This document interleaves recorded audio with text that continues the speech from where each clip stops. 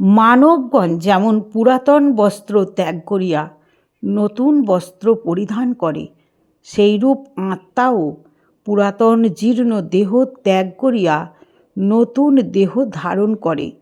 শ্লোক নম্বর 22। অস্ত্রশস্ত্রের দ্বারা আত্মাকে ছেদন করা যায় না। অগ্নি দগ্ধ করিতে পারে না, জলে ইহা আর্দ্র হয় না এবং বায়ু ইহাকে শুষ্ক করিতে পারে না। শ্লোক নম্বর 23।